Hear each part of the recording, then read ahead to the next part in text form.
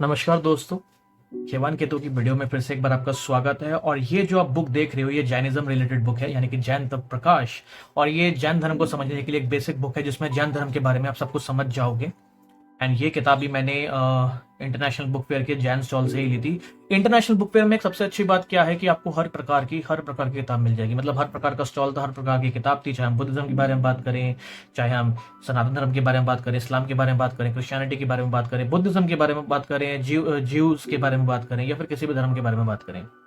तो वहां मैं गया, वहां पे काफी अच्छे लोग थे, सारे जैन लोग थे। एंड वहां पे इन्होंने मुझे ये वाली बुक रिकमेंड करी जो कि आई थिंक मुझे 250 रुपीज की शायद मिली थी, जहाँ तक मुझे याद आ रहा है। हाँ, 250 रुपीज की ही मुझे ये बुक मिली थी। एंड उन्होंने कहा कि अगर आप ये बुक पढ़ लोगे तो आपको जैन धर्म के बारे में काफी कुछ पता चल जाएगा। जो कि मैंने इस बुक को थोड़ा सा पढ़ा तो मुझे लगा कि इसके बारे में, जैन धर्म के बारे में नॉलेज पूरी दे रखी है। इसके साथ साथ मैंने एक ऑर्डर मैं और देकर आया हूँ उनको, आगम्स की। जो कि देखिए, जैनों की सबसे मेन बुक होती है आगम्स, जो कि आई थिंक 32 बुकों का सेट बताया उन्होंने, जो कि मुझे पड़ा है 4000 रुपीज का। तो उसका मैंने ऑर्डर दे रखा है। 32 किताबें मेरे पास आ जाएंगी, जिसमें बहुत ही ब्रीफली जैन धर्म को एक्सप्लेन करा गया, हर एक बात को एक्सप्लेन करा गया है।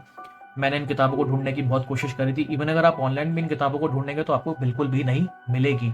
इसके लिए मैं नई दिल्ली की नई सड़क में गया, लेकिन वहां पर भी मुझे नहीं मिली वो किताब, क्योंकि सब राजस्थान से आती हैं ये। तो उन्होंने बोला था कि उनके पास ये अवेलेबल है, तो वो मुझे होम डिलीवरी करवा देंगे। तो 4000 रुपीज की वो सारा 32 का मुझे सेट पड़ा है, प्लस 500 रुपीज डिलीवरी चार्ज है, क्योंकि उन किताबों का आई थिंक वेट 10 से 12 किलो तो होगा ही। तो ये 4500 रुपीज में मुझे पूरा आगम्स का सेट मिल गया। और इसको पाकर मैं बहुत खुश हुआ कि यार चलो, कि मैं इतने दिन से इन किताबों को ढूंढ रहा था इतने महीनों से, और मुझे फाइनली एक जगह पर मिल गई। तो बुक फेयर जाके सीरियसली मुझे बहुत फायदा हुआ। और पता है, मैं आपको हैरानी की बात बताऊं, बुक फेयर में जाके मतलब मैंने कोई टिकट बुक नहीं कराई थी। बताओ यूनिवर्स ने क्या जाल चला कि मुझे ऑटोमेटिकली मेरा एक फ्रेंड ले गया कि चलो बुक फेयर चलते हैं, और वहां पे देखो मुझे क्या क्या चीजें मिल गई। तो ये सब चीजें भी मुझे ऐसा लगता है कि यूनिवर्स कहीं ना कहीं मुझे इन चीजों के लिए खुद ही फोकस कर रहा है कि ठीक है, आप अगर धर्म मजहब पंथ को समझना चाहते हो तो आप समझो, मैं आपकी पूरी तरह सहायता करूंगा। तो ये जो किताब है ये लिखी है जैनाचार्य पूज्य श्री अमोलक ऋषि जी महाराज जी ने। तो ये किताब का हार्ड कवर है। आई थिंक थोड़ी सी ये खराब आ गई है किताब, मैंने उस दिन चेक नहीं करा, बट कोई बात नहीं, इसको मैं एक्सचेंज करवा लूंगा। बिल्कुल न्यू बुक है ये, बट चलिए कोई बात नहीं। बाकी पेजेस तो सही सलामत है ही। तो ये बुक ऐसी कुछ है। इसके अंदर मैं दिखा देता हूँ आपको क्या क्या चीजें हैं। देखिए, विषय सूची में जो इंडेक्स है इसमें सब कुछ दे रखा है, ठीक है। और इतना डिटेल में नहीं जाऊंगा, जब डिटेल में इसके बारे में, जैनिज्म के बारे में बात करेंगे, एक बार आगम्स भी आ जाए, क्योंकि आगम्स भी काफ़ी टफ लैंग्वेज वाली बुक है। क्योंकि वहाँ पे जो कुछ लोग थे उन्होंने मुझे बोल दिया था कि यार तुम आगम मत पढ़ो, आगम में तो बहुत टफ लैंग्वेज पढ़ी है, हम जैन खुद समझ नहीं पाते उनको। तो मैंने उनको बोला कि ऑलरेडी मैंने जैन धर्म पे 2-3 किताबें पढ़ रखी हैं, तो समझने में आसानी रहेगी। इवन इवन अगर समझ में भी नहीं आएगी तब भी मुझे आगम्स चाहिए थी, क्योंकि मुझे उसके बारे में समझना था। तो वो चीज़ मैंने कर दी, बस उसका इंतजार है जल्दी से आ जाए मेरे पास, ठीक है। तो देखिए इसमें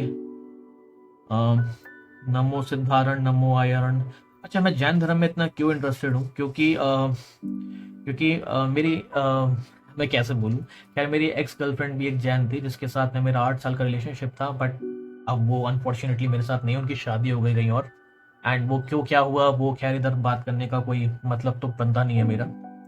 तो उनसे भी मैंने जैन धर्म के बारे में काफ़ी कुछ सीखा था, जैन टेम्पल विजिट करे थे। खैर ये बहुत बात की बात हो गई, आज से 2 साल पहले ही हमारा ब्रेकअप हो गया था।